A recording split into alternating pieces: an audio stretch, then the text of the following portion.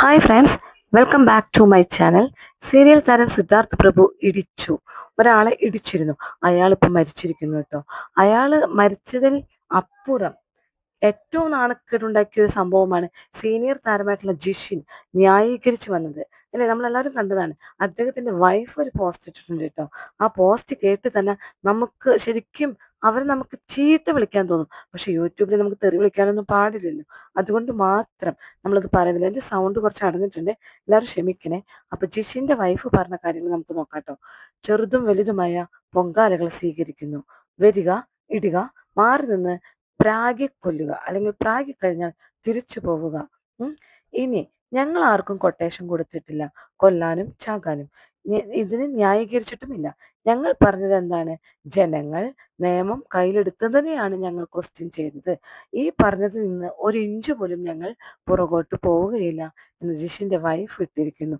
ശരി തന്നെയാണ്, നിങ്ങൾ പറഞ്ഞ കറക്റ്റ് തന്നെയാണ്. പക്ഷേ ഇമ്മാതിരി തോന്നിവാസം ചെയ്യുന്ന ആളുകളെടുത്ത് നിയമം കയ്യിലെടുക്കുക തന്നെ വേണം. ജിഷിനും അമ്മയും നാട്ടുകാർ അടിച്ചതിനെ കുറ്റം പറയുന്നു. അപ്പൊ ഇയാൾ കൊന്നതിനെ എന്തുകൊണ്ട് നിങ്ങൾ കുറ്റം പറയുന്നില്ല? ശരിക്കും ഇങ്ങനെയുള്ള വ്യക്തികളെ അടിക്കുക തന്നെ വേണം. പാവങ്ങളുടെ നെഞ്ചത്ത് കയറി അങ്ങനെ ആരും സുഖിക്കണ്ട കേട്ടോ. നമുക്കൊരു വോയിസ് കേൾക്കട്ടോ. അതിനു മുന്നേ എൻ്റെ ചാനൽ എല്ലാവരും സബ്സ്ക്രൈബ് ചെയ്യുക, ഷെയർ ചെയ്യുക, ലൈക്ക് ചെയ്യുക, ബെൽബട്ടൻ കൂടി അമർത്തുക. സിദ്ധാർത്ഥ് പ്രഭുവിന്റെ വാഹനം ഇടിച്ച് വയോധികൻ മരിച്ചു. തമിഴ്നാട് സ്വദേശിയായ തങ്കരാജാണ് മരിച്ചത്. വിവരങ്ങളുമായി ബിദിനം ദാസ് ചേരുന്നു. ബിദിൻ, ക്രിസ്മസ് തലേന്ന് ഉണ്ടായ വാഹനാപകടത്തിന്റെ ദൃശ്യങ്ങൾ നമുക്ക് ഓർമ്മയുണ്ട്. പരിക്കേറ്റ് തങ്കരാജ് ചികിത്സയിലായിരുന്നു. ഇന്നിപ്പോൾ മരണം സംഭവിച്ചിരിക്കുന്നു. എന്താണ് ഇത് ഇനി പോലീസ് പറയുന്ന വിവരങ്ങൾ?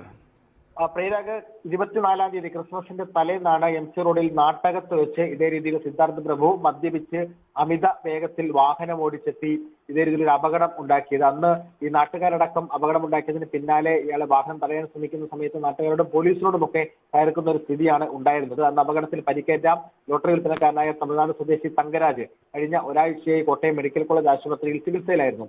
അപകടത്തിൽ അന്ന് തങ്കരാജിന്റെ തലയ്ക്കാണ് പരിക്കേറ്റത്. ആദ്യഘട്ടത്തിൽ പരിക്ക് ഗുരുതരമല്ല എന്നൊരു ആശ്വാസകരമായ വാർത്ത ഉണ്ടായിരുന്നു. പിന്നീട് ചികിത്സയിലിരിക്കെ പരിക്ക് ഗുരുതരമാവുകയായിരുന്നു. തലക്കേറ്റ ക്ഷതം പിന്നീട് പലതരത്തിലേക്കുള്ള പ്രശ്നങ്ങളിലേക്ക് കാര്യങ്ങൾ എത്തിക്കുകയായിരുന്നു. കഴിഞ്ഞ 2-3 ദിവസമായി അതീവ ഗുരുതരാവസ്ഥയിലായിരുന്നു.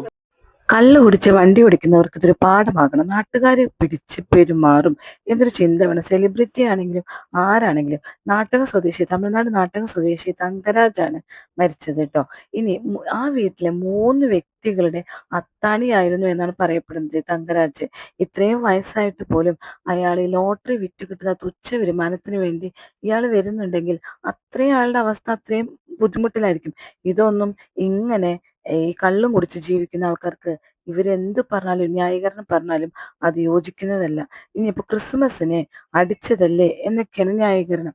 ഒരിക്കലും അതൊരു ന്യായീകരണമായിട്ട് കണക്കാക്കാൻ പറ്റുകയില്ല. ക്രിസ്മസിന് അടിക്കണമെങ്കിൽ വീട്ടിലിരുന്ന് അടിക്കണം, അല്ലാതെ പോയി നാട്ടിലിറങ്ങി നടന്ന് മറ്റുള്ളവരെ കൊല്ലലല്ല വേണ്ടത്. ഇനിയിപ്പോ നെക്സ്റ്റ് ചെയ്യാൻ പോകുന്നത് ഇയാൾ എന്തായിരിക്കും? കാശും കൊടുത്ത് ജാമ്യത്തിലിറങ്ങി അയാൾ സുഖിച്ച് ജീവിക്കും. എന്നിട്ട് ആ വീട്ടുകാർക്ക് എന്തെങ്കിലും ഒരു തുച്ഛ എമൗണ്ട് കൊടുക്കും, ആ കേസ് സെറ്റിലാക്കും. പക്ഷെ ആ പോയ നഷ്ടം അവർക്ക് നികത്താനാവുമോ? സെലിബ്രിറ്റികളല്ലേ ഇങ്ങനെയൊക്കെ തന്നെയാണ് ചെയ്യാൻ പോകുന്നത്. നമുക്കൊരു വോയിസ് കേൾക്കാം. കിടക്കുകയാണ്. അത് കണ്ട ഞാൻ 2 ചെവി പൊത്തി അലറുമായിരുന്നു ഇപ്പുറത്തെ സൈഡില്. അപ്പോ ആ മനുഷ്യൻ കിടക്കുന്നതിന്റെ ഇപ്പുറ സൈഡിൽ മൊത്തം ബ്ലഡ്. ഇത് നേരിട്ട് കണ്ട വ്യക്തിയാണ് പറയുന്നത് മൊത്തം ബ്ലഡ്. ഇത് നമ്മുടെ വീട്ടിലൊരാളുടെ അവസ്ഥയാണ് ഇങ്ങനെയെന്ന് വെച്ചിട്ടുണ്ടെങ്കിലോ. ഇപ്പൊ ഈ അമ്മയാ ജിഷിനാണ് കുറെ പേര് ന്യായീകരിച്ച് വന്നിട്ടുണ്ട്.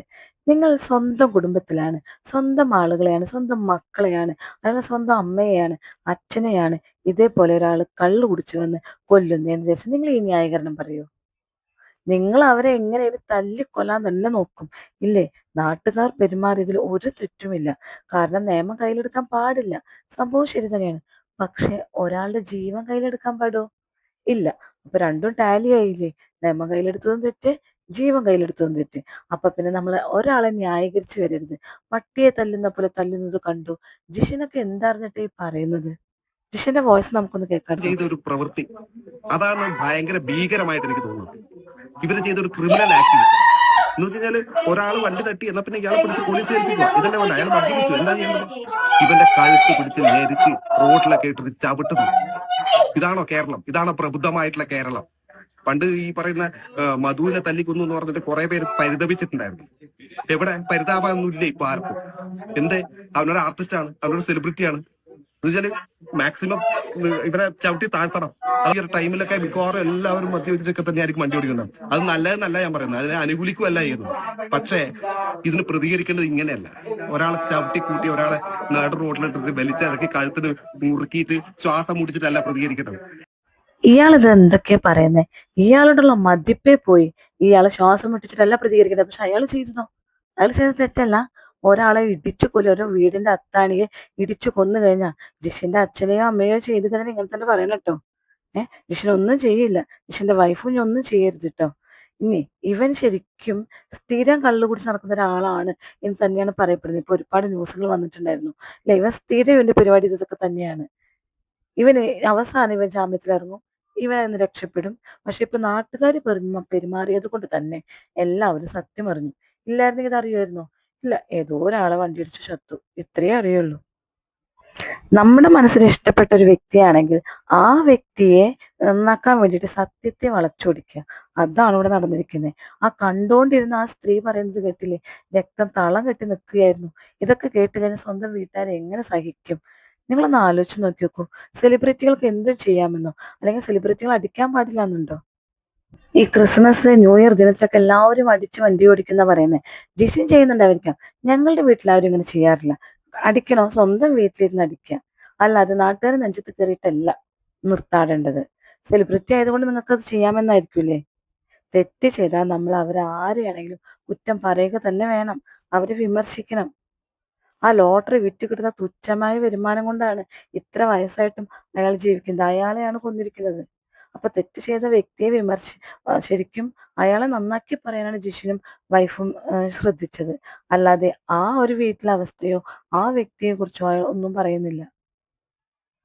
ഇതൊന്നും ഇങ്ങനെ കുടിച്ചു മതിക്കുന്നവർക്ക്, ജിഷിന് വേണമെങ്കിൽ ആ പാർട്ടി ആയിരിക്കാം, കുടിച്ചു മതിക്കുന്നവർക്ക് പറഞ്ഞാൽ മനസ്സിലാവില്ല ഈ കാര്യങ്ങളൊന്നും.